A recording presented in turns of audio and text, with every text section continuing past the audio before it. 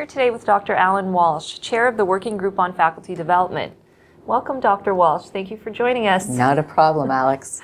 So I'm looking forward to learning more about the FTA framework from you. Can you share with us some more information about that? Sure. Well, FTA framework stands for Fundamental Teaching Activities. And this is a framework that has been designed to be a guide for faculty development, focused particularly on family medicine teachers, but we have also considered the use of it for teachers that are teaching in family medicine contexts, for example, consulting specialists who might be teaching family medicine residents, family physicians who might be teaching nurse practitioners, medical students, and so on. So we've tried to keep it as diverse as possible while still focusing on some of the things that are just really core in teaching aspects of family medicine. Mm-hmm. That's great. And so can you share with us how teachers can use the framework? Well, there's a couple of different ways. The framework is designed so that teachers can use them individually to understand what's expected in different sorts of teaching tasks. It can also be used by faculty developers to help work with individual faculty members to guide them along and developing their own teacher's learning plan.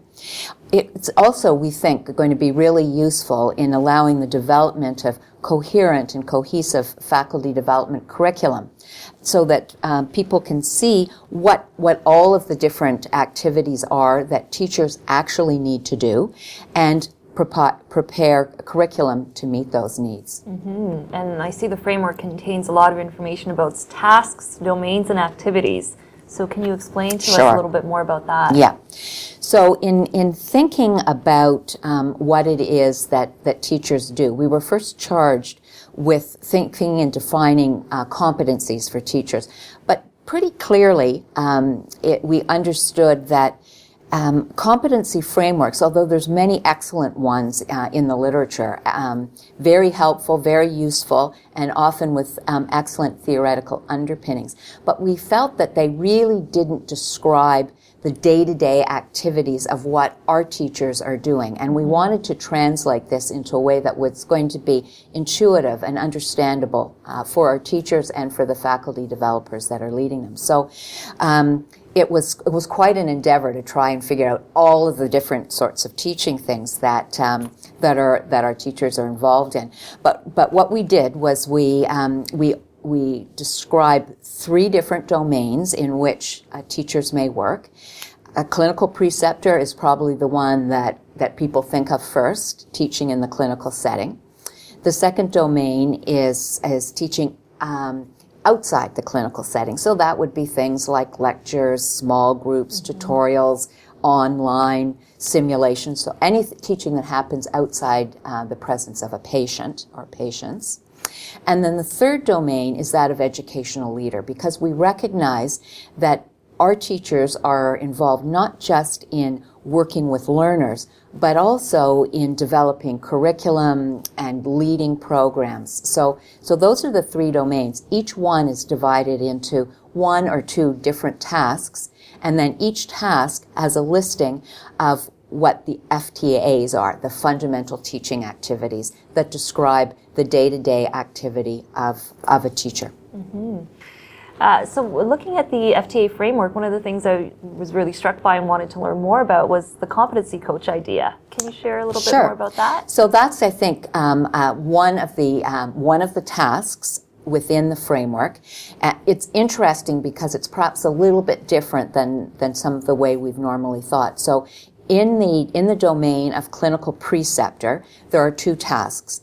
One is the clinical coach, and that's what we first think of when we think of being a teacher working in the presence of patients. It's the day-to-day teaching that you do on the ground in the moment. But competency coach is a little bit different. So this is the teacher who's working with the learner over the course of the program or a part of the program. So it's a much more longitudinal and ongoing relationship. And the task is composed of things like helping the learner set goals, reviewing their progress, and it's really more of an advisor kind of role as opposed to the day-to-day.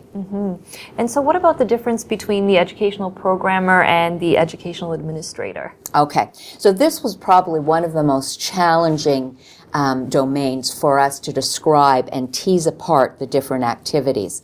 So when we were thinking about educational leader, we weren't just thinking about department heads and deans.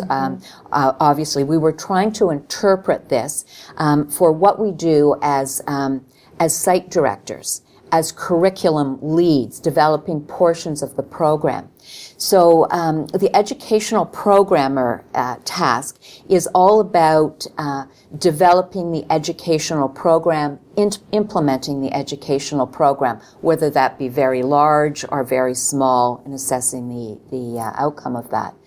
Whereas the other task is really more about aligning the work of the educational program with standards that might exist, both our college standards, the undergrad standards, hospital, and all of those kinds of things. So one is much more ingrained in actually developing and implementing educational materials. The other is more about the work that it takes to administrate the educational administrator task. Right.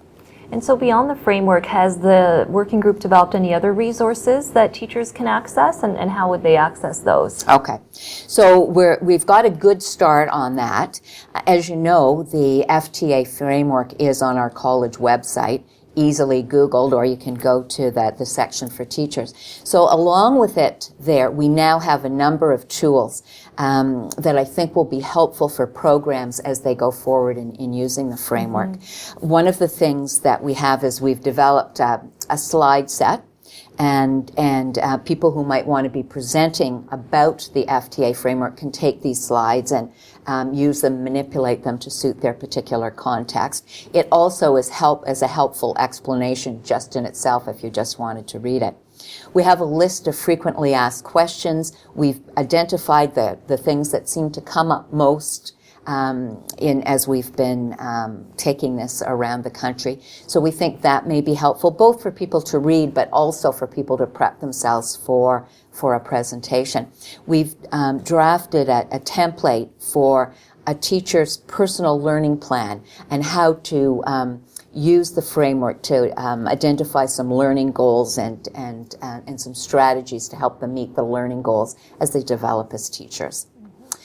We also, and we're just in the beginning stages of this, we've developed the beginnings of a repository of faculty development and individual teacher learning tools that are organized on the website according to the 3 domains. It's small right now. We're certainly hoping to grow it.